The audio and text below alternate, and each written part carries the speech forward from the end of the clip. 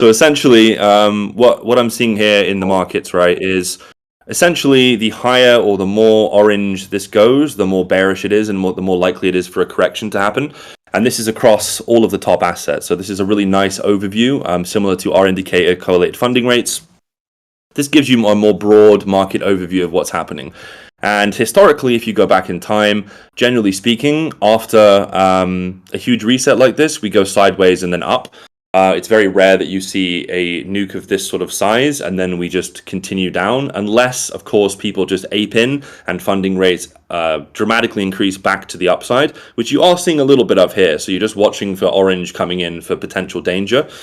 Generally speaking, like I was saying earlier, I'll go back on the lower time frames. This marked the bottom of the last dip here. So in the last range, the 21st of February lines up with this funding reset here. And as you guys know, we went up from there until things got frothy again. So the froth has been reset. For me, I just don't really see a bear case here. And even if there is, I'm just going to buy it. So just guys, just don't be one of the guys who gets wiped out in this candle. That's what I'm saying. And these will get worse as we go on. As I'm sure a lot of you OGs know, these become 20, 30, 40% corrections as the run gets more and more frothy. And just generally buying things, if you're going to do it, I always say use the trick of buying things on 1 or 2x if you have to use leverage. And then once that goes into profit, you put your stop loss in profit, pull some of the margin out, move the leverage amount higher to whatever you'd like. And that's a much easier way to preserve capital while still being able to essentially buy big dips. While not risking being, completely liquidated, because as these dips get bigger, when you do a 30% correction, if you're on 3x, you're done. So you have to take this into account as we go higher and higher. Just a quick recap as well on the monthly. There's really nothing to look at. The weekly. There's nothing to look at aside from the fact we've retested the original top close from here. This is just giga bullish, guys. I think worst case scenario I would say is that we probably range in here. If we start to see this breaking down, I might change my mind for something down here. I'm just not really looking for the short, and that's coming from Lord Dumpu. There's just much better opportunities in the market, guys. There's just shit coins going 4x in a couple of hours. There's just everything's going bananas. AI coins. Just why short? Bro, bring up the alts, man. You've been fucking firing in the micro gems. So many freaking altcoins, like what's it called, that one fucking Biden and Bowden and fucking getting nuked on by Clinton. Yeah, I'll get through to that. So the next part of this is essentially how to use DEXs, and everyone in the Discord requested essentially a little tutorial on how I find alts and essentially how to use some of these newer chains. So we'll just go sort of from top to bottom as to why we might want to do this. So essentially in crypto, we have ecosystems. And everything really is built on ETH for now. And this is why we're very bullish on BRC20, because this offers a new opportunity for one of the main coins, or the main coin, to become its own father of an ecosystem, right? Bitcoin doesn't really have an ecosystem unless you count, all of literally every single crypto under it, which you could. But ETH has all of these layer 2s built on top of it, right? And so the key and the real alpha in crypto is finding the new ecosystem, right? And not longing necessarily the coin of the ecosystem, although you can do that too. It's finding all the shit coins within the ecosystem that pop up. And so as an example here, you will know I'm very bullish on Blast, BRC20s, etc., etc. And they all tend to pump the hardest, right? If we see Solana coins last bull run, most of them did 100 to 200x, guys. And if you got in even earlier, they did more than that. And that's the raise, that's all the Sam coins that essentially were part of that whole scammy, I guess, ecosystem that Sam had, even though not all the projects are scams. But to go into this in a bit more detail, why do we care? Well, if we look at the market cap of the Blast ecosystem, it's 189 million. And if you were to then check and actually look at the Sol ecosystem, it's around about the same. It's around 100x what this is. So it's around 189 billion, actually. And so just as a blanket sort of statement here, if you were to spread your money across this and it was to do a similar thing, you're going to get 100x, okay? So the aim of the game here is to find what you're willing to risk and just spread that across to all the shitties that come into these new ecosystems, right?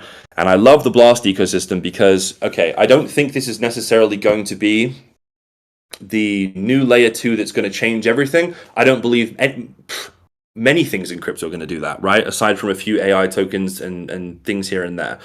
But what I do think is whoever has the best marketing wins, right? And that's clear with anything. It's clear with Apple. It's clear with any product. Whoever has the best marketing wins. So I do not give a fuck if it's a scam or if it's going to end up rugging or whatever happens. I'm not saying it's going to do that. I'm just here to make some money and I'll dump it at the end of the bull run. Okay, so that's first things first. I'm not saying this is game-changing tech.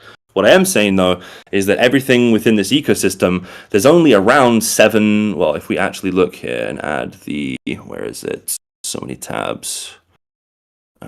We just get a new one and open it. Yeah, so if we get all of the different Blast ecosystem tokens and compare them from CoinMarketCap to CoinGecko, there's really only about 20 on here right now. So that means your chance of finding that gem, or at least spreading out amongst these and getting the 100x, is just so much higher than like trying to do that on Solana where there's like 300-400 coins, or by God, trying to do it on ETH where there's literally hundreds of thousands. It's just not going to happen, okay? And your likelihood of doing that is very, very low. Compared to when when I was gem hunting back in 2015, 2017, it was so easy. You just bought Litecoin, it went 100x, done, bang. But right now, we have millions of tokens now. This was when we were looking at literally, you remember, guys, there was literally like 500 tokens, 100 tokens at one point. I think 2017, there was maybe 1,000. So, things have exponentially got harder, and people have better tools to find these things, which you might not be able to afford, etc., and we'll get into that later. So the general gist is spread your money across the new ecosystems and find the good projects within these and maybe weight slightly towards those. But I think a good general gist here is find a couple of meme coins, at least, a Pepe, find yourself a cat, find yourself a dog. I know it's ridiculous, but they just go 100x, and just go and spread some money across those. Go and find the native DEX. I know it makes me laugh, mate. Honestly, like find a dog and it 100x is like, this is the level we're at with crypto right now. It's almost like we leapfrogged the whole fucking sector, went straight to meme coins from Bitcoin. It's fucking mental out here. We have, and I've actually got a segment about that later. But in fact, I'll actually say it now. I was going to bring this up later, but I was saying to you, Max, we just spoke an hour ago, and I was saying I think this is going to be the on-chain bull run, because now, a few people were saying in our Discord, they now have limit orders. I know stop losses are coming. All these things are coming to on-chain, which are reasons why in the past I've dabbled, and trust me, I've been very, very degen, but it hasn't been with a large portion of my money.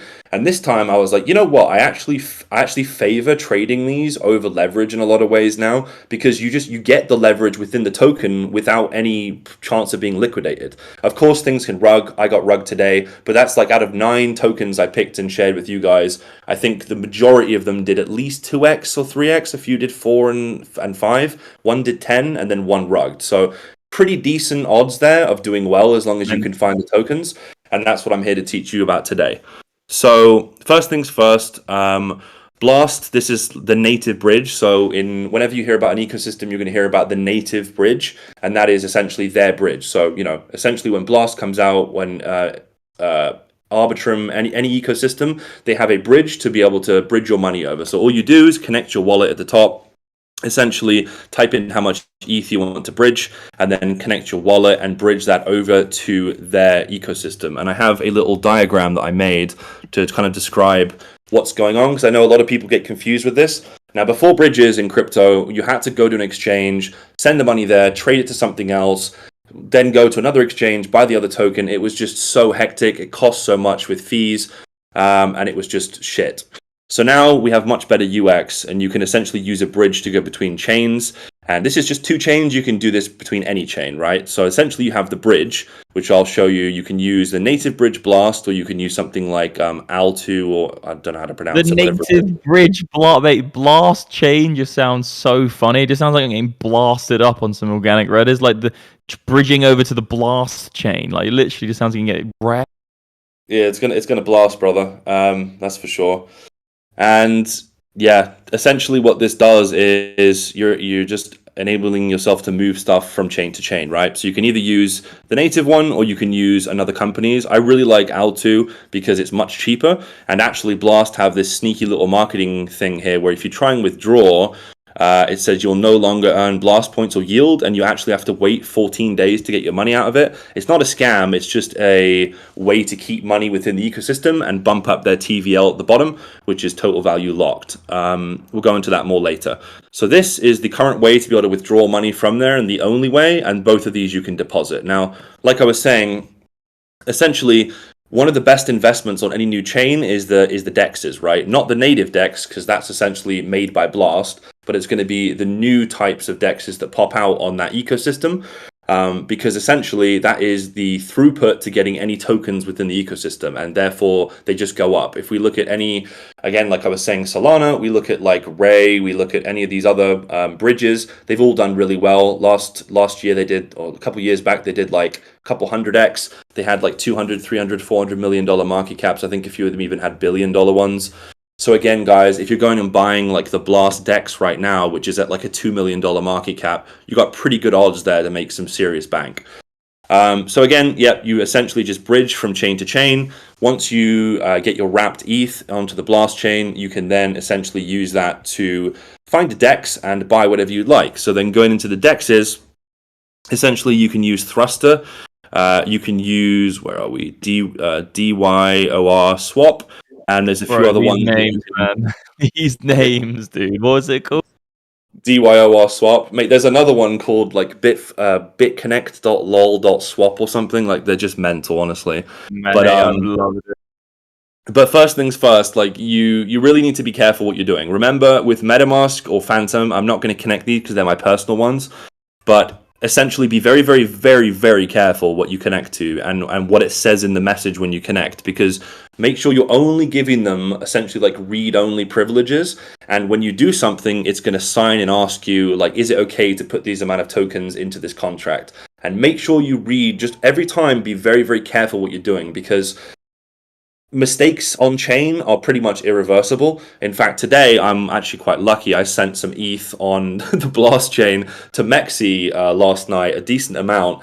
And luckily they have a recovery system. And I was just tired. I was trading for literally like 20 hours. And, you know, again, I've been trading for 10 years and I still occasionally make these mistakes. So don't be me. And, you know, it's lucky I can actually get those back. So make sure that you look at the fine print, or essentially what is on your MetaMask, your Phantom wallet, and make sure you're seeing what's going on and it's the correct chain that you're using. Otherwise, your funzu can be lost to. Next thing essentially is also make sure you're not, make sure that really any DEX you're using has decent reviews. You have friends that have used it, and or make a new wallet and try stuff there first and see if the wallet gets rugged. I've seen far too many people get their entire net worth or their entire MetaMask just completely drained by accepting a contract. Remember, smart contracts have the ability to literally drain your wallet if the code is in there. So anything that you're signing up to, you have to be incredibly careful. It will say this, actually. I know it will say on the MetaMask when you sign the transaction whether it needs a permission every single time to send a transaction. Exactly. If it says on it green tick on the one which says you don't need any permissions to send transactions, definitely don't fucking do it, because that means that essentially they can just drain the wallet with all the private keys. Exactly. Yeah, really good input. And yeah, so essentially, guys, these are the two dexes that I mostly use on Blast. And it's just very simple. Essentially, you just select what you want to do, choose exactly what you want to put into here as far as what you want to swap to. Another point here is I'll skip a little bit ahead, but when you are scouting for things, essentially what you want to do is you'll come down depending on where you're looking for it, and you want to find the correct token address, right? And on Dex Tools, it's here. On Dex Screener, it's down here. It's whatever the name is. It's not the pair or what it's on. It's the middle one. And from this, you can then come back over to Thruster and you can paste this in, and it will give you the token that you want to swap to. And this makes sure you're not swapping to scam tokens and other things, because people will emulate. There's, you know, if you type in like dog with hat, there's probably like 50 of them, because everyone's trying to scam you to get you to put your money on their chain. And yeah, they do it automatically. They have bots that will automatically copy tokens. It's the wildest thing. So you got to be really specific. So yeah, highlight that. When in doubt, paste the token address. I literally do it every single time, even if the name is there, just so that I don't get rugged. And that is that. So then moving into sort of like how to find stuff, and you know, I won't go too much into how to use the DEX. You guys can just Google it. It's just, you just click a button. But how do you find things that are good? Well, I think I'll start on DEX Tools, because this is probably the best. I keep it really, really simple. Like at the end of the day, this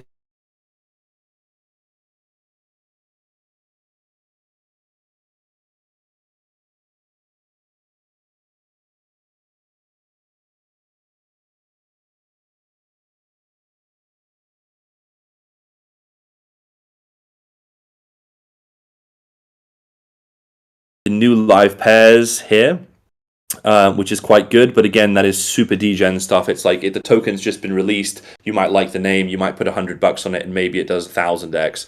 I don't really like that strategy. I prefer to see some sort of price action first. I don't like to buy things right as they come out, although there is actually some things just go crazy and you end up getting 100x. But I just think that the amount of times you're going to get rug pulled doing that is a lot. And I know people who essentially their strategy is just to ape into all of them, and some of them will do well, they'll get rugged on the rest. For me, that's just not how I want to play it. And I prefer to see it pump. I see a retrace. I want to see things hold. And this is a really good example here of something I actually bought down here. And I told all of you guys this was doing well. I think this is one of the ones that's already done. Yeah, it's pretty much done 2x. Ole. This project also has support from Binance Labs, blah, blah, blah. Tons of good VCs. And essentially, you just want to see just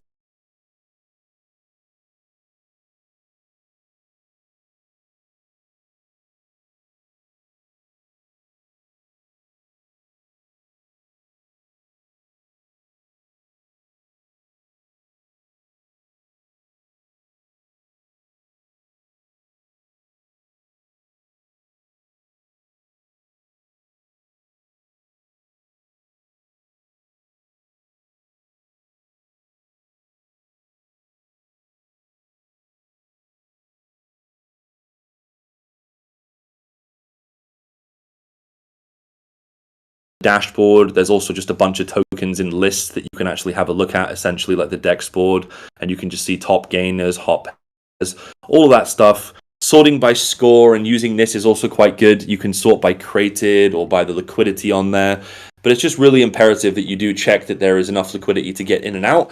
And that's why I kind of prefer just to use ones up here that are in the screener that goes along. I just find it's a lot easier to kind of find things to go around and essentially to chart with. Could someone mute him, her or him? Sick. So yeah, moving forward, it's pretty much the same thing with Deck Screener, except for it's not quite as nice as a UI. You can just scroll like pretty much infinitely on here and just find things to look at. And again, I'll just go through a couple of things and why I bought them. I mean, I bought this Updog here earlier today. Again, it's all a very similar structure. We've already had our move. We're having a retrace, and all I'm trying to do really is buy in at a decent place where we have like a higher low, where we've broken the trend, and essentially I'm just targeting, just coming back up to test the resistance. But the thing is, with these tokens, you're looking at doing like, just from here to there is a 3x, right? And these things move so quickly. If we look at Bowden, right? This is the the Joe Biden meme token. This thing, I've been trading this for like a couple of days solid, and literally, man, it has just gone from the 6th of March right here. Like it came out 4 days ago, and it's already done like 150x. And just within the last day, it's ridiculous. Within the last day, it's done one move that was, I think this was 6x. I longed this was like 3x.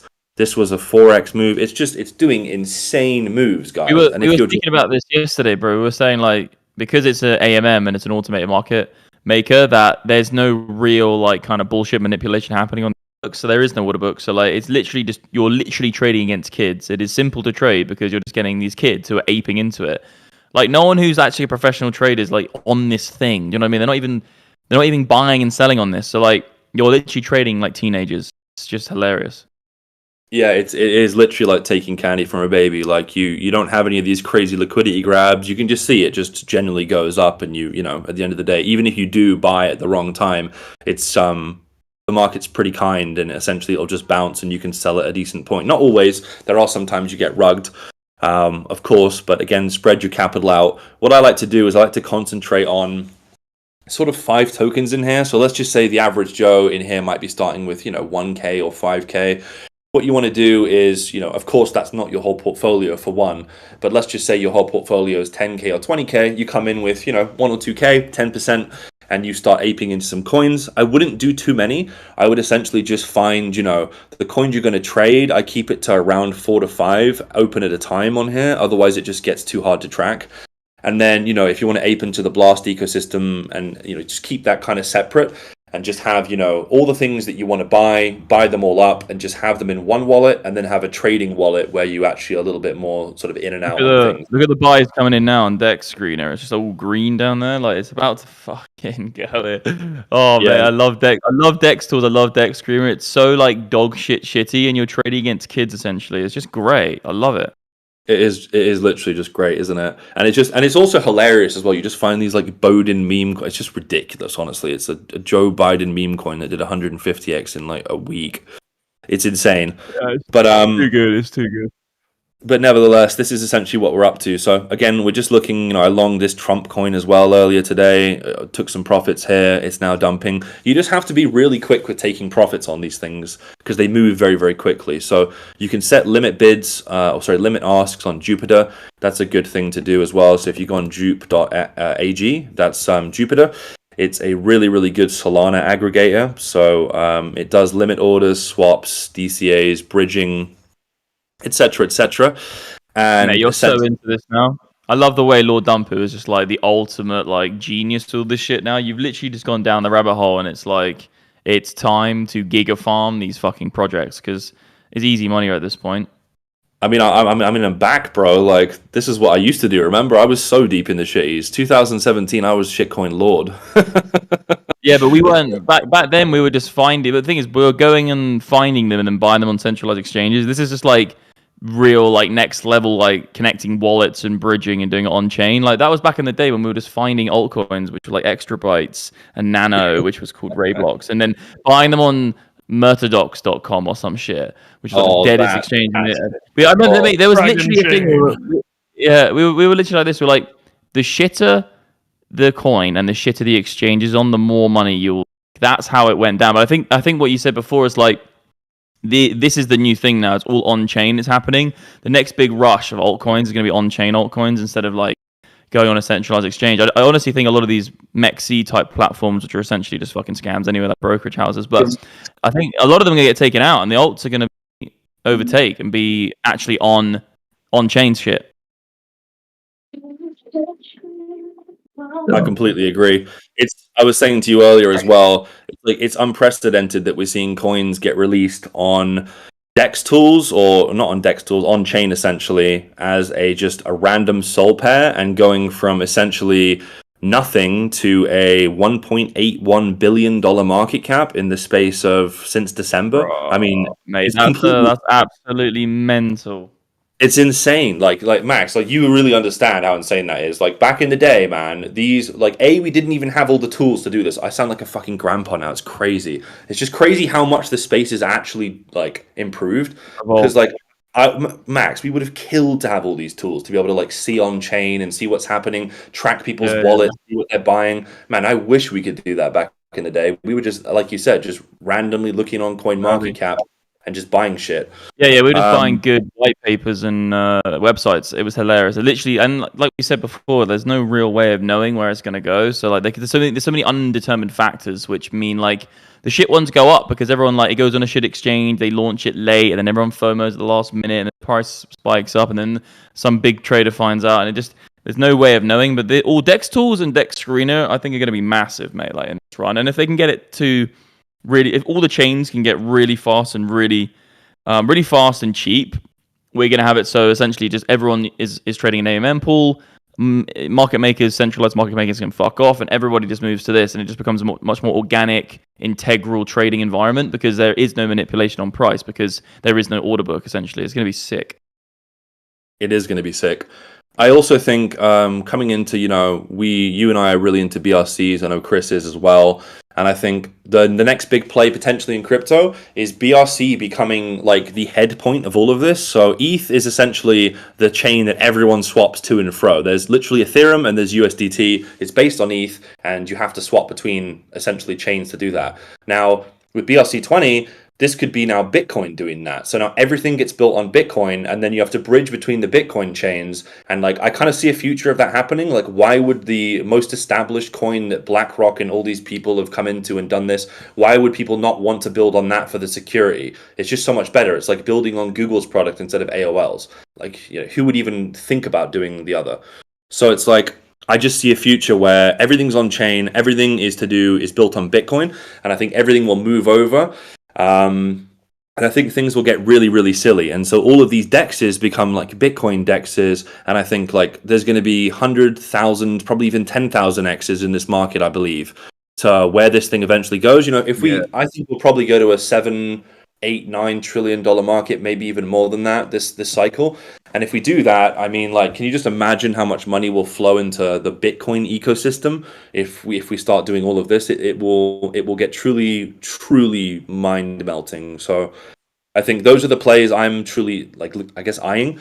I know obviously there's AI, there's all the obvious things, gaming, blah blah blah. But if you really want to make it, you really need to go ecosystem down and figure out, okay, what is it on this that worked in this, and say, okay, if Pepe this or Dog with Hat pumped on this, it's going to pump on this chain as well. And that's how I've been getting some really easy 3, 4, 5 X's. And I know they sound cheap and ridiculous, and I probably would have laughed at myself a while ago for it, but it just, you know, if it's free money, why not take it at the end of the day? Why try and go and find... Cash, man. Sorry? I said, take that cash, man. Free money. Trade the kids on Dex Screener and fucking Dex tools and just farm shit. And the cool thing is no longer short as well, so there's no like pent up liquidity or pent up can get like spiked. So it's just really organic. Obviously, it's you can only just get in and get out. There's no really way of capitalizing on the downside if it's beginning to fall. The only way you're capitalizing on it is waiting for the entry again. So that's kind of cool, though. It is really cool. I'll open it up to questions if anyone has any now. Let's just have a quick look and see. Yeah, let's just have a chat. Let's have like an open chat. Like we've got about 130 people watching on YouTube. We've got about 50 odd, but maybe more, 46, 47, 48, 49, about 50 odd people on Discord. Let's just answer some questions, get the live chat up, and maybe put up a chart of Bitcoin on your screen just so we're like monitoring the price of Bitcoin in the middle. And have a nice long discussion. Maybe do a lower time frame. See what's cracking. Hopefully we get a big... Mate, I would love to sit here on stream chatting and then just see it absolutely giga farm to like 100k and we're just all just here like watching it live. It would be great.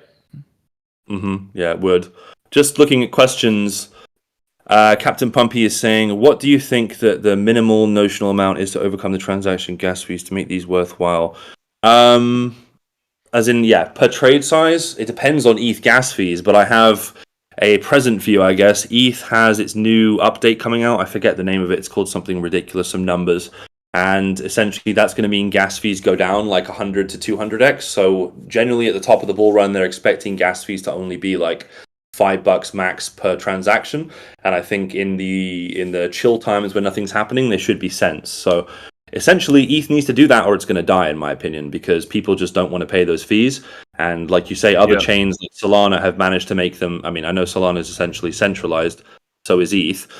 But they just need to get the fees down, because like you say, if you're trying to play with $50 or trying to pay with $100 and the fees are $100, I mean, there you go. Stupid, man. I did like $200 the other day just in fees. But like, I think ETH... I don't know. I love ETH ERC20. In terms of the standard we can use, but because it's proof of stake, I just think that BRC20 is going to steal a lot of the limelight. And I think with Lightning Network and using JavaScript, you can essentially just emulate the same thing as a smart contract on Ethereum with BRC20, or just have your BRC20 token as an enterprise. You know, say you're a big company and you want to launch a token, you want it to be as secure as possible. You launch it as a BRC20, and then you just use Lightning Network within your business or a JavaScript type of, you know, write some lines of code to build some sort of easy infrastructure people can get access to the tokens, and then scale it on another chain. You could even wrap the BRC20 onto ETH or onto Solana, so it can live on ETH and live on Solana in a one-to-one. It's actually a one-to-one bridged or connected contract. So it's like if you move your BRC20 token on the Bitcoin blockchain into a wallet, you'll automatically see that token represented on Solana, for instance, and then it can live on Solana, but you can't move it on Bitcoin.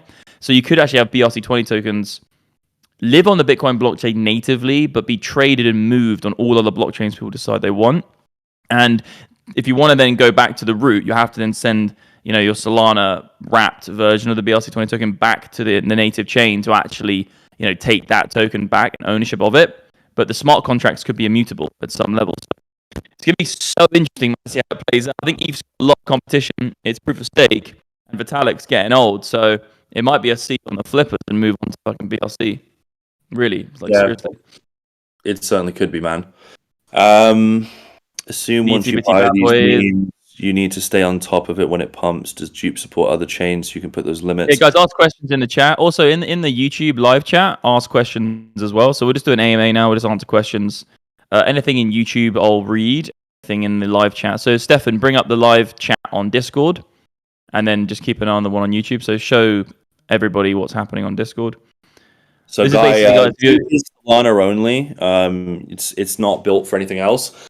But each chain has their DEX, and essentially, like we were just saying just then, it's a competition now. Like everyone needs to get limit orders now. MetaMask has them. They're all essentially building, and the tools. This bull run will get really, really good. Like in the next 6 months, you're going to see probably every single DEX or every good DEX on every chain, the top one at least, having limit order capabilities. They just need to add stop loss to really, really make it better, because right now, kind of like you're saying, you do have to just either essentially kiss the money goodbye and say, look, this either does 100x or it goes to 0.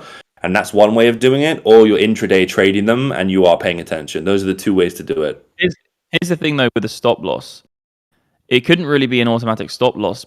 It could be an automatic stop loss, but you're still going to have to click sign a transaction, because otherwise, if you wanted to have an automatic stop loss, you'd have to give the DEX permission to execute a transaction without your permission. So the only way a stop loss could work on chain with, say, something like Uniswap is if when your stop loss gets hit, you get a notification which says, would you like to sign a transaction? You have to then click accept. But the problem is that the time it takes for Ethereum, for instance, to then clear that transaction, it might be too late. So it's a real difficult conundrum to solve, because if you want it to be purely decentralized and on-chain, how can you have an automated stop loss? Because the only way you could do it is by giving away all the permissions to the wallet, and that's a lot of people would never do that. So there's only one solution. Jupiter solved it on here. You can do limit orders, but just not stops yet. However, that is on Sol, and the Sol chain is way quicker. How does that? But the thing is with Solana, Solana is like basically an instant financial transaction. But what you're doing is then there must be some sort of way that you're allowing you pre-sign it. Your wallet. You pre-sign it essentially, yeah. But like you're saying, it doesn't necessarily work. MetaMask have it as well, but it's just more difficult and it's slower, and there's more chance of it getting miss it anyway. You might not even want. It might happen like this. Everyone might have their stop at the same place, right, on the DEX, and then because everyone has their stop loss pre-signed at the same price point, what happens is that the gas you need goes exponential. Because imagine if everyone tries to sign a transaction at the same point, and then it gets clogs up the network. And then imagine if it took like 1 hour for your Ethereum transaction to actually process. By that time, the price has moved, and also it might be a really expensive fee. So you might absolutely get destroyed, because it might go to like $100 fee, and then you don't get the actual transaction clearing in an hour, and then by then the price has gone to 0 anyway.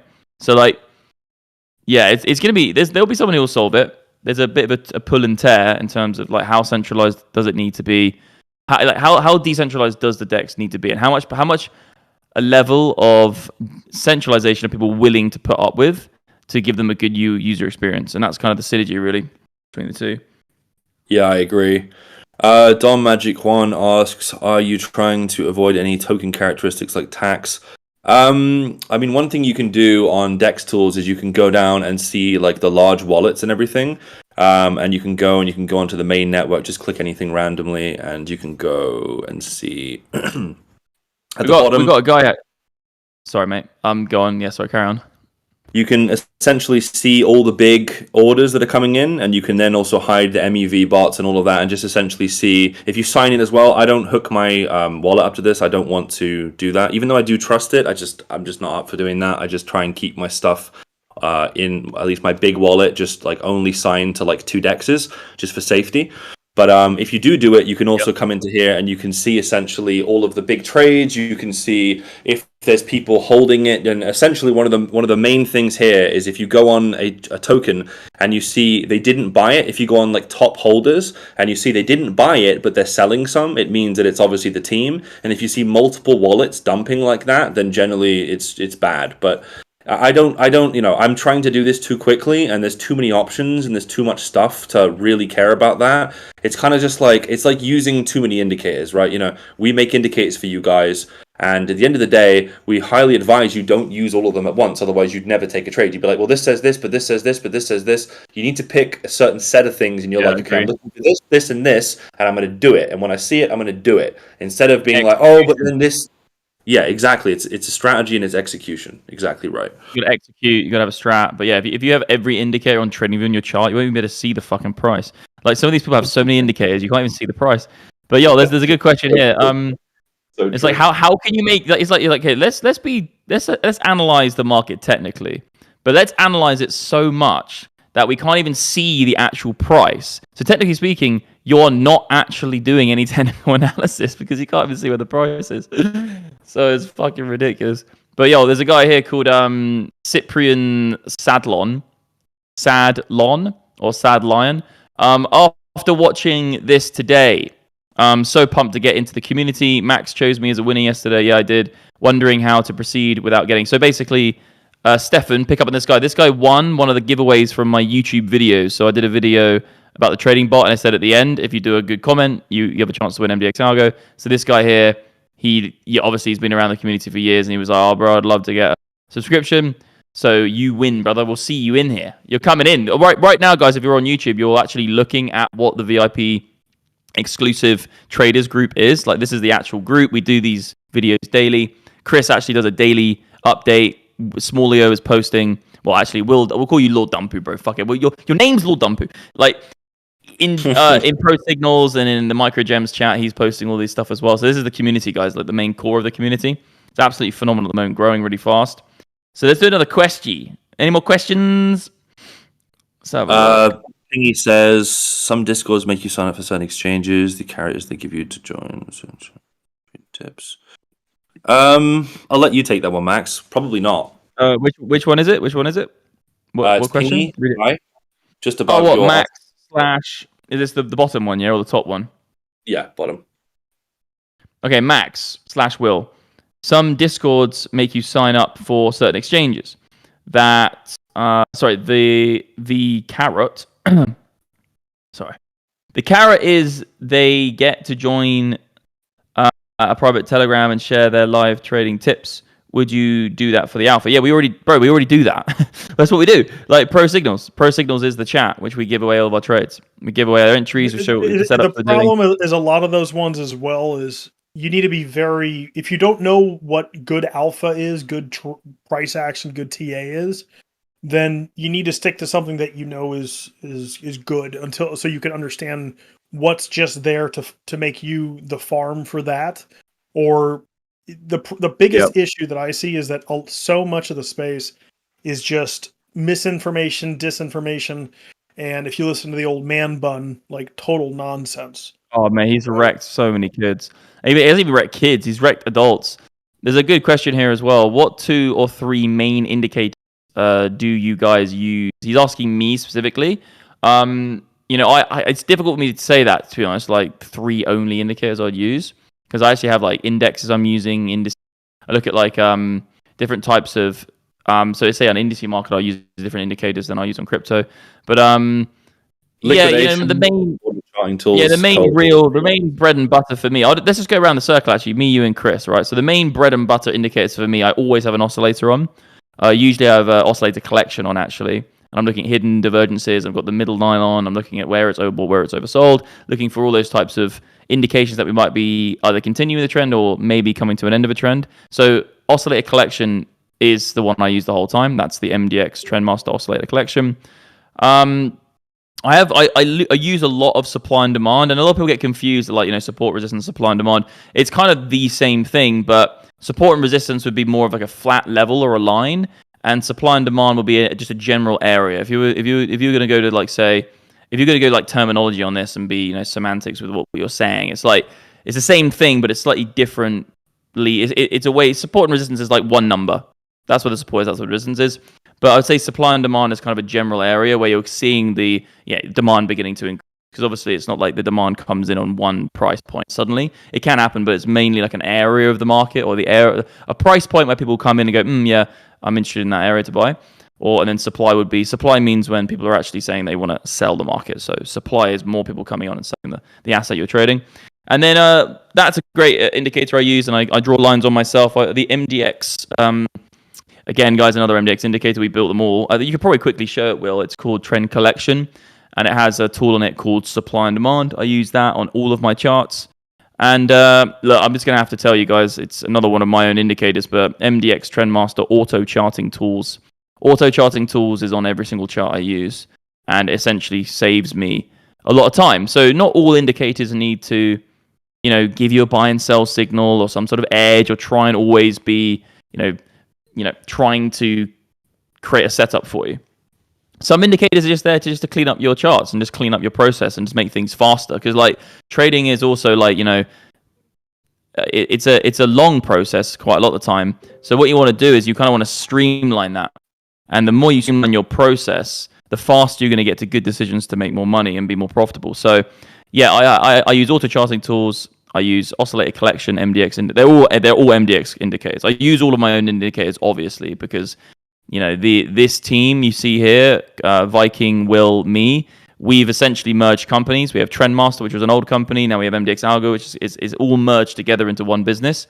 And all of my indicators, all of their indicators have essentially like come together, and they fucked and had a baby. And now you've got like all these crazy, and also loads of other things happening, more development. So everything's put into one big suite. But if you really want to find, good indicators, all you need is mdxalgo.com. This is the company which we have built together now. Look, you can see on the chart now, Will's actually showing a pretty good understanding here. So you've got the liquidation levels, you can see the buy and sell signals, you can see where it's getting overbought or oversold with the orange dots, you've got funding rates on there. You can do whatever you want. But it's a good question. Let's move on to Chris or Will. Yeah, my answer to that would be the three. If I had to pick three, I would actually just go for funding rates, liquidations, and auto charting tools. But really, I would just say this slot, we need to almost extend it to 4, because you need to swap this slot out for an oscillator, and those things should rhyme. And like the thing is, with everything we do, like it's about confluence, right? And it's like, you want to see things lining up. It's not about one thing. It's about finding a set of tools that when they all line up, you're like, okay, the probability of this happening is just super high. So for me, it's definitely in that kind of region. And I think, at the end of the day as well, guys, just auto charting tools on its own. I don't know why it's just loading so slowly today, but auto charting tools on its own is just so good. I mean, just being able to, I'll just walk new viewers through like what everything does. Like this essentially charts for you. It gives you essentially high time frame zones to where price might sort of hold or reject when things happen. And you can see here, look at this. When we dumped, we perfectly held the March open. And why does that matter? Because it's the opening of the monthly candle, so it's monthly support, right? And then you're going to see us bounce off of the weekly. And you'll see, generally speaking, we have a stair laddering effect from the monthly to the weekly, and then we'll eventually probably reject the daily, come back, test the weekly, and the cycle kind of repeats. And it's just very, very easy to open any chart and just see this kind of on your chart instantly without having to do anything else. So you can also tick on like supply, demand, support, resistance.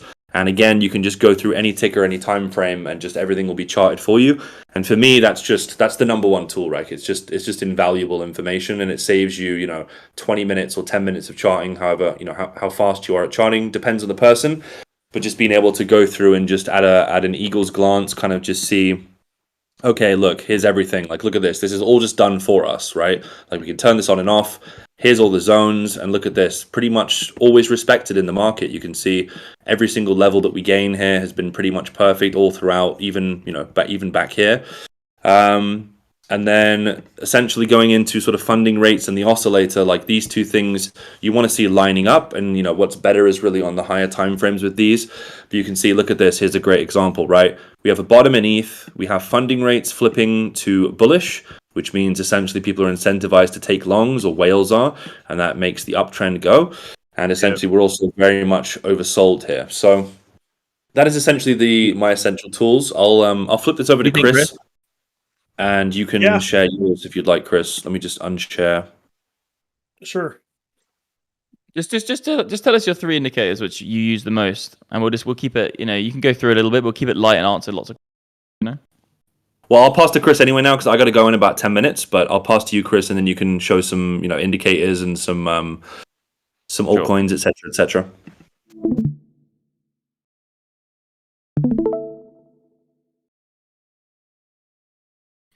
Okay, nice. No, actually, let me just zoom this out real quick. But yeah, that was the little Lord Dumpu Uberfib little short from the 2618 from the high. Nice little 1.5%. But anyways, like they said, auto charting tools for me is the king. That's price action 101. Really, you don't need anything else. The demand zones are always for buying. The supply zones are always for selling. The one thing I like to say too is that on, say, the trend collection, which is, I just turn it on real quick. This is the primary thing I use for botting. So for the people who want automated and to self-automate their own trades, this thing is designed to actually let people use it as a botting tool. So in the settings at the bottom, you have the alert message text. So you can custom fill the data points that you need to have for whatever third-party bot connection. So if you're using an API connective, but whatever it is between TradingView sending webhooks to your third-party connector to the API on your exchange, this thing is, you can literally copy paste the stuff into it and create a bot in 30 seconds. So this is the primary that I do. I'm about 80% automated on all of my trading anyways. So that's number one, but also gives you direct where the idea is it's all about confluence. And if we have levels where, okay, we're creating support, we're still on an uptrend, we're creating higher lows, we're also at the demand. On top of that, if we just throw on all of the other things as well, I'll turn these off just because it'll be a lot. I look at a lot of metrics when I first turn it on, but and at the same time, you've got turning around on the oscillator, coming back to the upside. You've got money flow coming in at that point. So it's like 5 different things in one saying, hey, this is still a good buy. You're still in the long. So you re-add to your position for continuation. And that's the most important thing, is staying in the higher time frame trades or whatever time frame trades you're trading for as long as possible to maximize your profit. And that's like the number one thing. Yeah. Influence number one. Yeah. And then for Bitcoin specifically, it's like we've got the derivative suite, which is new, and it works on every single crypto ticker that has a perpetual future. Asset flow, which works on TradFi as well, but also gives us a bird's eye view of the money flow of what's going what, and where's the money going. And as we saw, obviously, end of February, when did all the alts start moving? Right, Bitcoin goes flag sideways in a range, alts go full send. Right. We do the bounce and the rebound on the shit coins. Shit coins went absolutely giga in the last 48 hours. So that's the way we look at it. It allows you to rotate capital. And this is a great way because you can also manually enter all the different things. And then also for the TradFi traders, we got Forex commodity stocks and everything. So for me, it's the whole package. Like, I'll check 3 or 4 different things once I turn it on and be like, okay, this is happening. And then I can go work my way high time frame down, which is, we're in a high time frame uptrend. Go down a level, that type of stuff. Yeah, and then it was that's 2 indicators. Now, what's the last one you use? That 3, yeah? You've done 3. Yeah, so I'd say with the auto charting tools and trend collection, oscillator stack, like those 3 are the primary, because the thing is too is that I also diversify. I also do degen stuff on gold and some TradFi indexes. Like, I'll trade pretty much anything, mostly like 90% crypto, but they work on every single time frame ticker market. It doesn't matter. We got a hilarious comment here which says, before joining MDX, I was signed up to Gareth Soloway's verified crypto alerts, and they were fucking terrible. $75 wasted for 3 months. That's the reason I joined MDX. Dude, this is the reason I do the tweets and I expose Gareth Soloway, because it's not me trying to inflate my ego or anything. It's just generally me critiquing analysis that is very poor and very dangerous. Like, at the end of the day, there's a lot of guys in the world who have bad analysis, okay? But they're not telling everyone that they are gurus and masters. They're just like, I don't really know. I think this could happen. I'm just trading. I'm a day trader. And they're not bringing up all these bullshit, claims saying, oh yeah, but I've been trading for this many years, 25 years in the market. I'm a master. Verified signals. Like, what the fuck? Verified crypto alerts. Verified by what? Like, dude, just it's insanity, and it's a con artist game. He's essentially, I wrote up here, cheap car salesman selling broken engines and goods. It's laughable, man. But that's the reason I do it, is because if you guys come to the group and you start actually learning how to trade properly, that's going to mean you have a much more bright future in the game, instead of just listening to some dude with a man bun and a weird neck. So easy. And how was he this? It's kind of mental, actually, how much of a con artist he is, because he's been doing this for 25 years and he can't even draw a trend line correctly. Like, what's happening? Like, it's honestly laughable. He's using trend lines in general as like his primary driver for taking positions. No, yeah, exactly. Taking a short on a line. He literally drew a line from the high of to the $14,000 high of 2019 and drew a line through the two lows of 30K. Like, in 2021, it's absolutely ridiculous and laughable, and that's not mastery. That's complete amateur bullshit. It actually means nothing. It meant nothing, so it's a complete lie. I think what's actually happening here is that a lot of traditional guys have really been exposed by crypto, because crypto actually is the Wild West, and it trades very, very erratically, and it trades very, very emotionally as well. Obviously, it's just people. It's frenzy. It's a frenzy, and it nukes and it pumps. Like, it's literally. The market is so pure. It's almost like a wild animal. But this wild animal has just tamed a lot of these traditional guys, because they've just been sitting there talking about fucking a Fed interest rate for 3 years, and it keeps going up and up and up. And I was like, oh my God, you're so right, because you said that the interest rates are going down and it went up, so now you're clever. All that can fuck off. And at the end of the day, that's why they get away with it, because time frames in traditional markets, when they talk about SPX and all this crap, because it takes so long. Everyone fucking forgets if you're wrong, but people don't forget when you're wrong in crypto, because it happens quickly when you're wrong and you get exposed very rapidly. And that's what happened this year with all these traditional guys, who haven't been trading crypto for a while. They've come in here and they've been, the wild beast of crypto has shamed them, made them look like fools. And it's just because they can't get away from it. They can't hide. And Gareth's a perfect example. It's not just Gareth. Obviously, we know fucking Kramer and all those bastards, and Gareth, and a lot of these hedge fund managers as well. And look at the asset managers. They longed all the way down. So, they've all been taken out to fucking... Because I used to trade the FX markets. I used to trade pip charts. I used to do indices and equities and individual stocks and shares. And I was on plus 500, trading CFDs, all that shit. I did all that shit at the beginning. And as soon as I saw crypto, I was like, fuck it. If you were a great trader like Gareth Solway, why didn't you get into crypto earlier? It's just ridiculous. You had the opportunity. Anyway, again, Gareth, don't do it. He's a wreck. He's a wreckhead. Questions. MDX. Actually, I missed this question here. There's actually quite a lot of good questions in the VIP chat, actually. Let's have a look at Bitcoin on the lower time frames as well, Chris. Keep an eye on it. I survived hedging longs/shorts with just the auto charting tools. Bitcoin channel. Yeah, auto charting tools is the MDX indicator. It's just saves you so much time. You know the highs and the lows are in terms of the higher lows and the lower highs. Or let's just say you have a higher low coming in. It will actually put that on the chart for you. Lower highs, you put it on the chart for you as well. Every single type will go on. You have the SR levels. You have the freaking supply and demand. It's really, really, really helpful to have auto charting tools. And you have all the major opens, so the monthly opens, the weekly opens, etc., which definitely help to add some confluence. If you have a monthly open with shitloads of fucking demand on it, you got the support resistance line coming through it, you've got a really nice higher low structure coming in, it's going to bounce off it. You have multiple things pointing in that direction. MDX. Let's say you guys crush it and just retire after this run. Well, dude, this is not I could retire right now, mate. I'm not doing this for the money. Essentially, MDX Algo is more of a passion project. I want it to grow and be good, and we have a lot of people within the company, but I'm not MDX Algo and all these things we're doing is not just trying. I've got enough Bitcoin just to rally this market anyway. But let's just say big time, into the hundreds of millions. Can these indicators run forever, or do you guys need to maintain the business, keep them running? They use predetermined code, which runs on Pine script.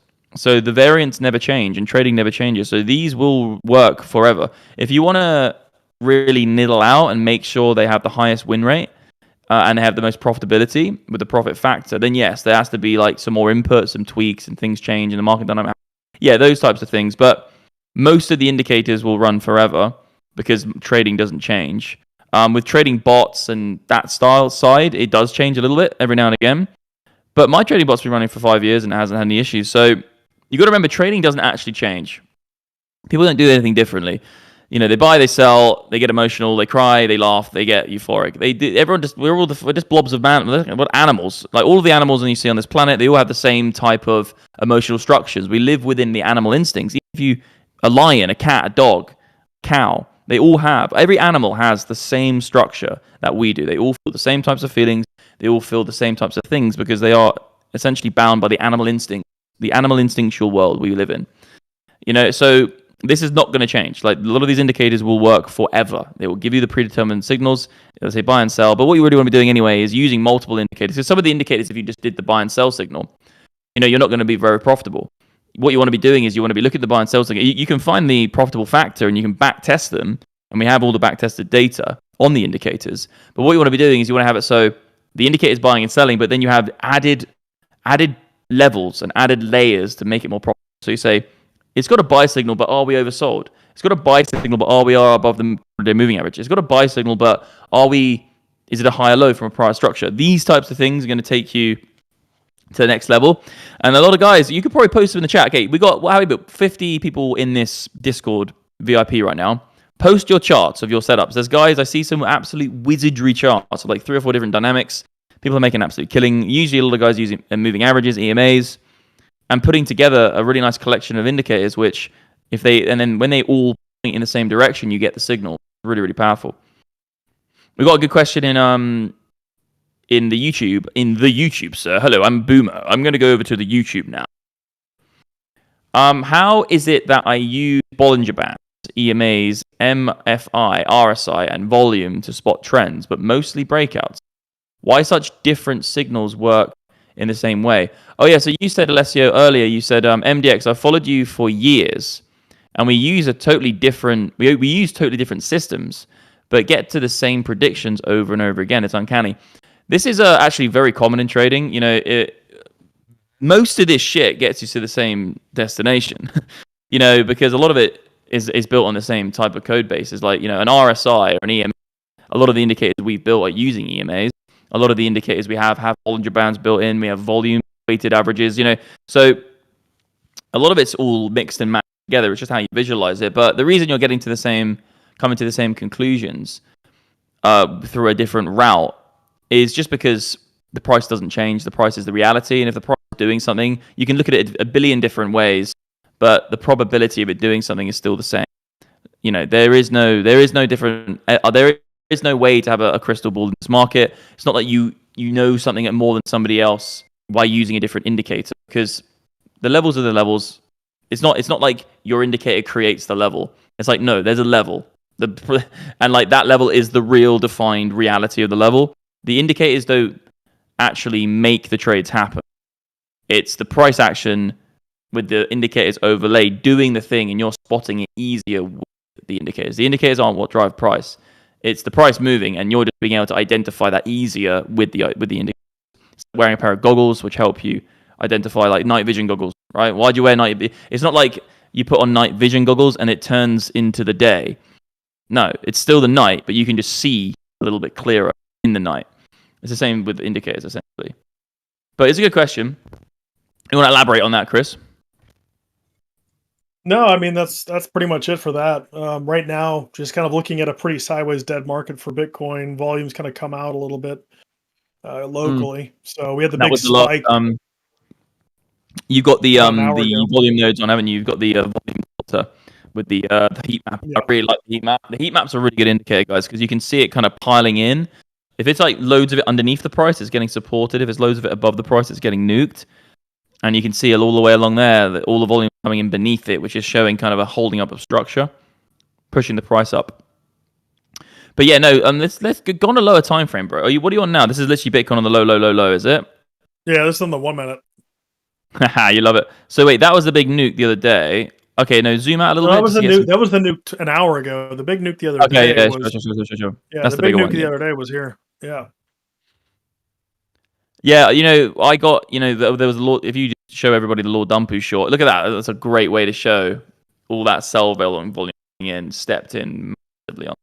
But yeah, the Lord Dumpu short did play out. There were 3 nukes off the Lord Dumpu short. We came to 786 retracement, and then we nuked 3 times. Obviously, that's great. You got in your profit. You would have gone into profit first, and you could put your stop loss in. But I think I don't bet against this now. You know, you could take another little dump short on this and try and wick it back down. You know, but it's one of those ones where you really want to have that long open from when you bought support. And if you are trading the short Lord Dumpu, it's only a hedge position against it at 1-on-1 with a stop loss above the high. Because you don't want to get into a position where you taken profit off the last one. You start shorting now, and then you don't have a stop loss, and it runs to 70k, and you're like, oh fuck, I lost all the on the dump. Because you got to remember, when it nuked, first big nuke, that would have been the perfect buy down there. It came to, on my chart, it came to perfect support. On your chart as well, actually, because that could be green area. Came to support perfectly, and that would have been a great buy to get in. That's still where all the support is. I mean, you're literally looking now at, you know, we have the high of the range and we have the low of the range. Like that's it. It's all you got to play really. And now, what about the middle? Well, I mean, effectively, that's your mid range. So yeah. And that's like the kind of 42. Like we did the same thing at 42. We knew, came back above it, held it, and then continued. So if we're above the mid range, for me, I said already, it's more likely to continue. If we do nuke now and you miss the short, what you're looking to do is actually rebuy that green area again. It might only go up a little bit. Yeah, but if it doesn't go up a lot and it only goes up a little bit, put your stop loss to break even. If it comes down to it on a 3rd attempt or a 4th attempt, then you could say, I'll play a breakout short on this, or wait for it to break through it first and then wait for the retest. Because it might actually, before going on the big nuke, it might come back up. When it goes through that green area, it might come back up again, retest it. But with nukes, we know they're very energetic and they're very, very erratic nukes, because obviously fear is an extremely powerful emotion. So sometimes you miss the shorts just because that's the nature of this game. You know, shorting is harder to time than longs.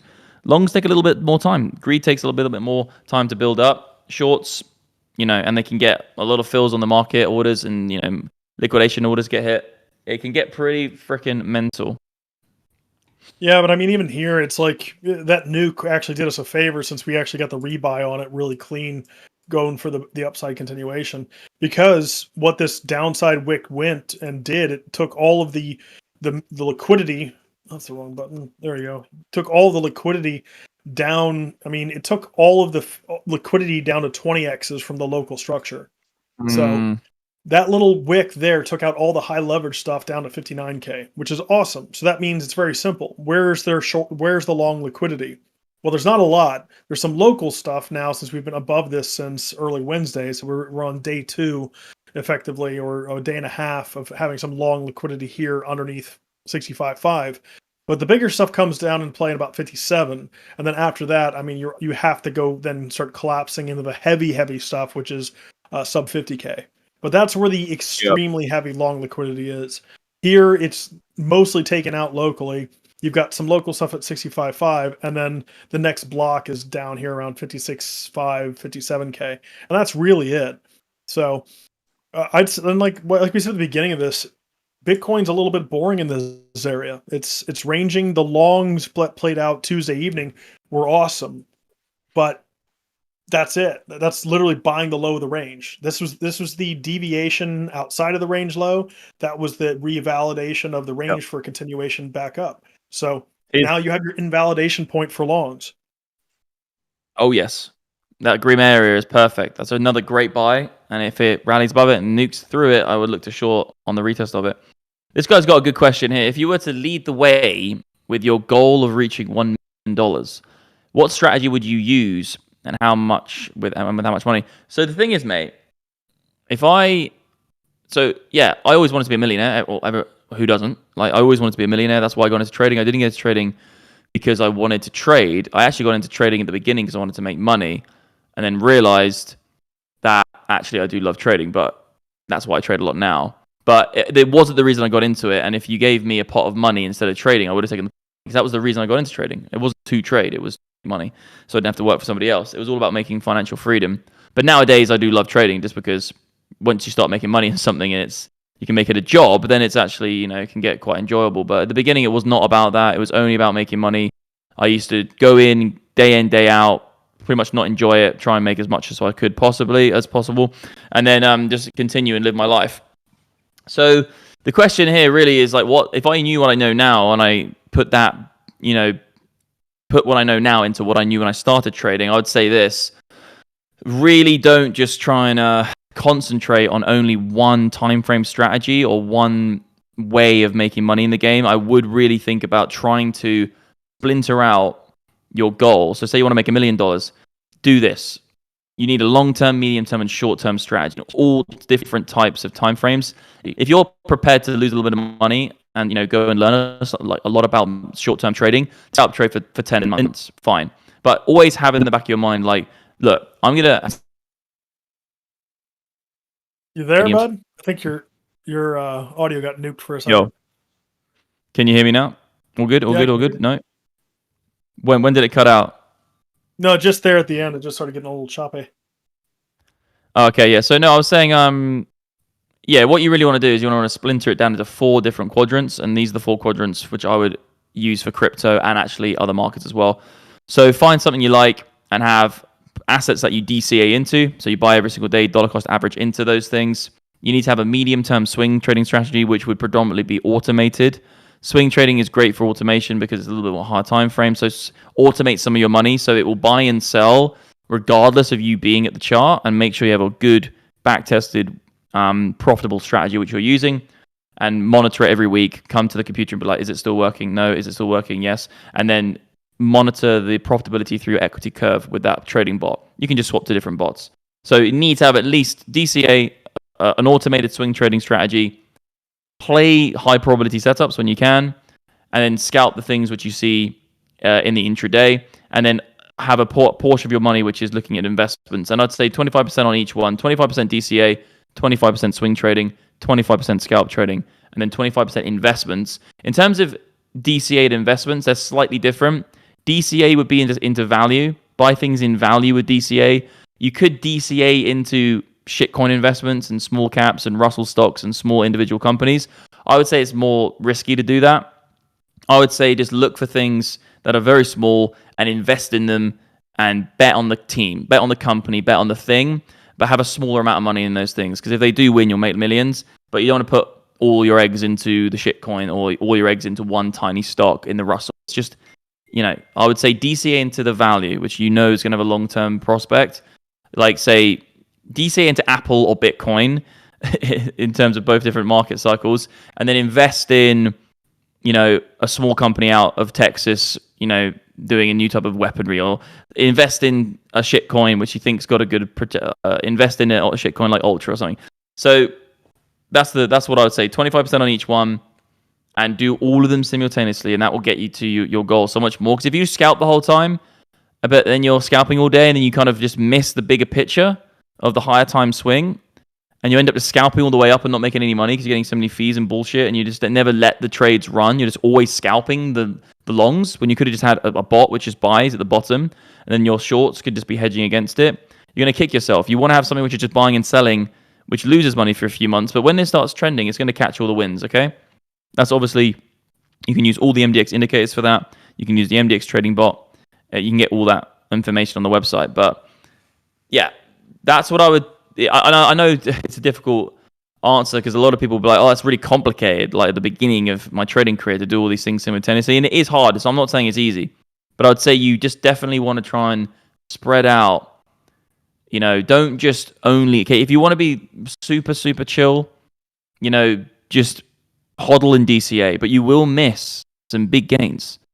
So I'm just saying, if you want to get to that $1 million quicker, try and do all of the different time frames and split in your head why you're buying it for what time frame. You write a spreadsheet. You said, I'm buying this, and I'm buying this as an investment. That means I'm holding for 5 years in crypto, 10 years in traditional. That's the criteria. Say I'm DCAing into Bitcoin, and then if you're DCAing into Bitcoin, DCA into Bitcoin. If it starts going up, keep DCAing. Don't quit on yourself. Wait for the swing. Do short-term trading. If you're doing medium-term swing trading, leave the automated strategy and let it do its thing. Don't then come into it in 2 months and say it hasn't made any money and then quit. Okay, so like break your strategy into those things. I know it's difficult, but if you're doing a long-term, medium-term, short-term strategy, stick to those things and do all of them consistently, and you'll get better at them, and you will get to $1 million faster than me getting to $1 million.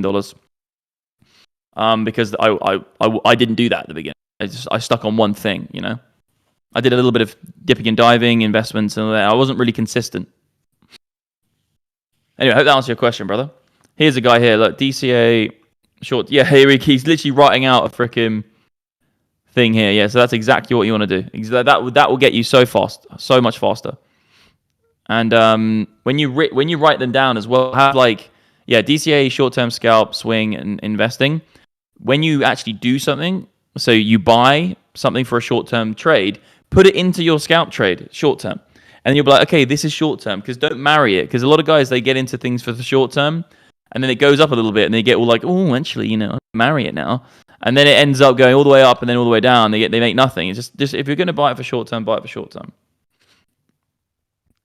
Yeah, I think that was a cool thing too that he wrote it out. Thank you for that. That was really cool, because that's actually a lot to do with the issue that most people have is they want to trade, but they don't want to do the work. The work is journaling. The work is building your portfolio, writing your rules out, keeping yourself to a structured, trading regimen, that type of thing.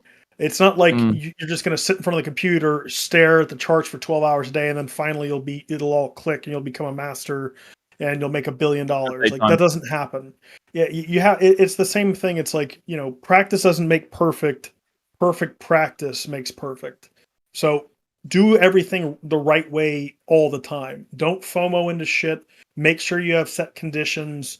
Make sure you have confluence for your trades. You're taking high probability, high hit rate trades. And that you're not risking your whole bag. You're not saying, you know what, fuck it, I'll roll the dice with my entire account to try and 100x long some shitcoin. Like, that's always going to end badly for you. Even if you win several times in a row, you'll eventually lose everything. The game is capital protection. That's all it is. Capital protection while you're becoming more effective. That's all it is. Yeah. So here's another question. So for your DCA/spot bags, BTC and big bags, at what point are you starting to take profits back to fiat or gold, etc.?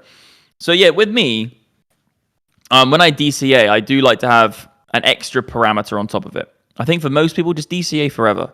Who cares what the price is? Just DCA forever, okay? That's like what most people should do. If you're looking to DCA, you're going to be doing this over multiple decades, potentially. You might be doing it for your whole life. Like, people DCA into everything. That's why SPX just goes up. People just DCA into it, beats inflation. They're happy with their 1% because they don't actually make anything, really, because if it goes up 8%, they just essentially beat inflation. But if you... there's one extra level and parameter you can put on top of a DCA. And for me, I do this. When I do believe the price is extremely overbought, I do stop DCAing. And I have actually stopped DCAing a little bit at the moment because I have cash flow which comes in. And since about 60K, I've said, I'm just going to let this cool off and see what happens. I'm more than prepared to lose out on that period. If we get above the all-time high and we shoot up, I'll just DCA. I'll continue the DCA with a loss in the middle because I've been DCAing the whole bear market. But there are points where I go, look, if we're just getting this far away, a good example is this, right? Take something I used to use the whole time. Take something like the 100-day moving average or the 200-day moving average or the 21 exponential moving average and go on a weekly time frame. If you just measure the distance we are from the 200-day moving average now and do a calculation and say, look, how many times have we been sustained this far away from the moving average of the market? And you could say, look, if we get to, like, say, we're getting into a territory of 80% over and it's like we only stay here for a very short period of time in history, just don't DCA. And I think the 200-day moving average, on Bitcoin is actually very good. I use exponential moving averages, and I have my own trading bot which does my swing for me now. So I don't really think about this. But when I DCA, if I feel like the market's very, very overbought, I will slow it down. Okay, and that just comes from my experience. I've been trading for a very long time. I don't recommend doing it for most people because, there's one thing not DCAing, but there's another thing about getting back in. And if your plan doesn't happen, and it does, but you just keep going, you might FOMO at a higher price and it might nuke on you, then you get emotional because you put everything in, didn't DCA, then you end up chasing, etc. So I'd say There are a few extra parameters, but most people just DCA. For me, I'm going to be selling a lot of my Bitcoin and a lot of my gold if we do begin to eclipse over the Fibonacci extensions that I've got projected for this bull market. So if we're anything above $180,000, $250,000, definitely is going to be a time to look at it. But I'm going to stick to what I've always said, and you guys already know this. I let the bull market run, and I go into up-only mode. And my up-only mode means that I let the market run its cycle, and I take most of my profit on the retest of the high when we had the first big capitulation crash. So what I do is I give myself the ability to run the whole market, but miss the top. I'm never going to get the top. I allow myself to miss the top, actually. But I look at the market in a way that if I at least never sell, I allow the whole market cycle to play itself out, because I don't know how far it's going to go. Who knows the velocity? It can go crazy. The velocity is more difficult to predict than the direction. So I'll let the whole market do its thing. I'll sacrifice the top for the nuke and then the retest of that high. And then by then, I'll be able to identify that quite clearly, because if it doesn't make a new high, I can hedge against my portfolio. And what I'll probably do is I'll take profit, go into gold, short, do a major short position. There's a lot of different ways you could do it. Another good way, actually, is just having a big hodl stack and then just shorting against it on exchange, making a shitload of money on the way down, and then transferring that back into the asset itself. But gold is going to be my exit for me for this bull market, for sure. Pax gold. That's my exit strategy. When you DCA, do you still look at daily price to get in? No, yes, but no. For you as a DCA guy, just DCA whatever price. Just literally buy every single day and you get a good average price. Don't bother trying to add the extra layer of, okay, are we overbought? Are we oversold? Have we got above these 200-day moving average? It's just going to add too much complication. If you're going to DCA, just DCA. That's what most people should do. Obviously, been a trading for very, very many years. I'm a veteran in the space, made millions of dollars. Like for me, I can kind of go into autopilot mode and maybe add an extra layer to that DCA, but I wouldn't recommend it for anyone. I'd say if you're going to DCA, just DCA. You'll cause more issues than you solve by trying to then become a swing trader in your DCA. Like my DCA strategy essentially is swing trading in a way, but I also have my own full swing trading strategy. So I have my DCA, my swing trading. I just inherently do it kind of as I look at the market. Using Vikings Beam money flow. Instead of selling BTC where I could, I safely leverage it Aave so I can add my alt bags and not selling my corns. Interesting. Not really sure what Beam was. Is that an altcoin, is it? So Beam it's talking about the capital rotation where we get with the strong upside move. So almost always you'll see Bitcoin going first, and then once Bitcoin goes, then you'll see ETH and then alts, then microcaps, and then I usually call it beams, but yeah, beams is like shitcoins. And then eventually the whole thing rolls over, everything starts nuking until we get back into a Bitcoin driven upside. So that's like macro cycle stuff. But even on the lower pumps, when you see a high volatility, high volume, Bitcoin dominance, strong Bitcoin move up, that's usually the restart of the cycle, which is if Bitcoin's going great, the big fat kid gets pushed up the hill, then the ETH and alts go, and then microcaps and shitcoins, and then eventually there's some type of pullback. But that pullback is only conditional based on the market conditions. So in the current stuff, when we're literally just going up only, you can short the local stuff. You can scalp low, like the range that we're in now. That's not a crazy thing to do, right? Shit. So I just realized. I should have been on another call 3 minutes ago. So I'm gonna have to love you and leave you. But guys, great freaking stream. We're gonna do this every single week on YouTube, and see you guys in the community. This is what you're looking at right now is the VIP MDX Traders group. And I got to jump on another call, but yeah, great stream. Love it. Continue if you want, brother.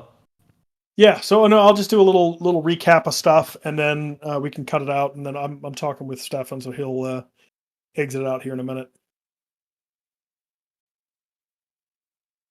So cool. So just a recap on Bitcoin. I'll go through the idea plan real quick, and just so we're on the same page. So starting to look at liquidity stuff, there's some high leverage liquidity right below us at CC5, 6, 65K that we can see on the liquidations. No real major short liquidity until we start getting into about 57. This is the first block that's going to be interesting. If we do break the Tuesday, 5th of March low, that's going to be the most interesting thing. If we do actually wipe that, lose that low, and then start failing, then we can start talking about breaking the upside structure. Realistically, 57K is kind of like my line to keep the continuation of the upside. The heavy long liquidity doesn't even start until 51K, and then it's just literally all of it. It's the entirety of the long liquidity, the vast majority of it. The one good thing that we had with this flush out was that we actually took all of the local high leverage liquidity going back to the end of February. So if we do start breaking down, we might now expect, since we've had another move up, that this is the range that we're interested in. So Bitcoin expected to continue to range and continue to move up until proven otherwise. If I go back on my other chart and I'll pop auto charting on, this is still the play. We had the regain of the local weekly all-time high close, 65.5. These levels, the all-time high, the weekly all-time high close at 65.5, monthly all-time high at 61.3, and the weekly failure that led to the bear market will be perfectly tapped. 59.3, like these are the levels that matter. Include that is the March open at 61.1 and the current weekly, which was the regain to go higher. We talked about at the beginning of it, that was the regain on Tuesday that matters for continuation. We're at the hold, 65.5. We do fail that. We are expecting some local retracement back to 63.7, excuse me. But until we break this upside range, we want this range to continue to play out. We're still expecting that move. We want there to be some type of eventual failure. The expectation is that the eventual failure will cause us to have a pretty decent sized retracement.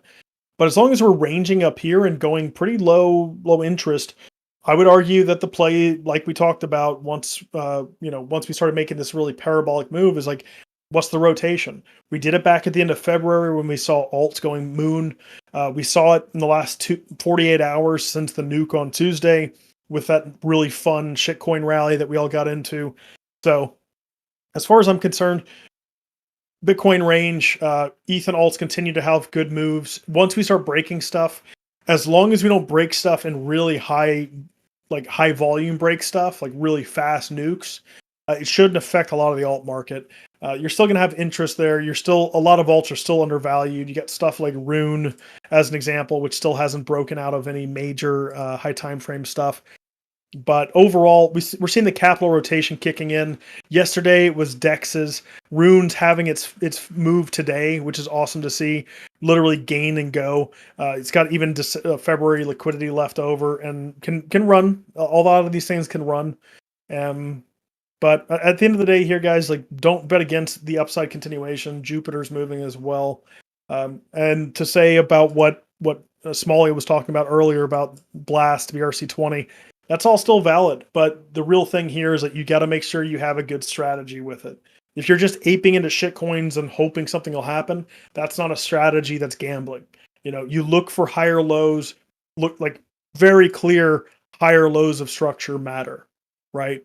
If we don't get higher lows that show us potential continuations in simple, basic price action movements, then there's no trade.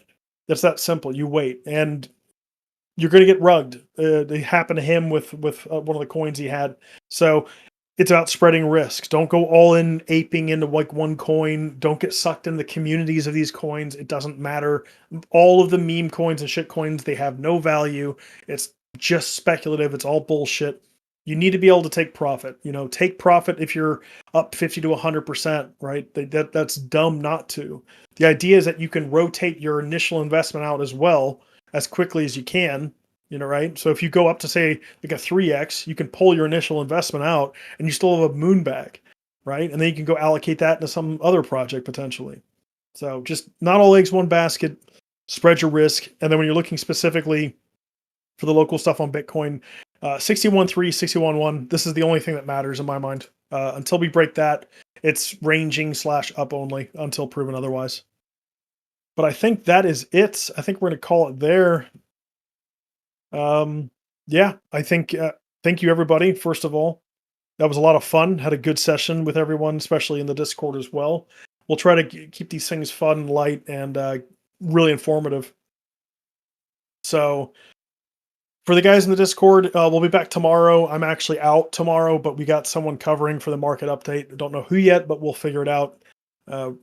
Always check the chats, check the pro signals. We're not expecting too much crazy stuff.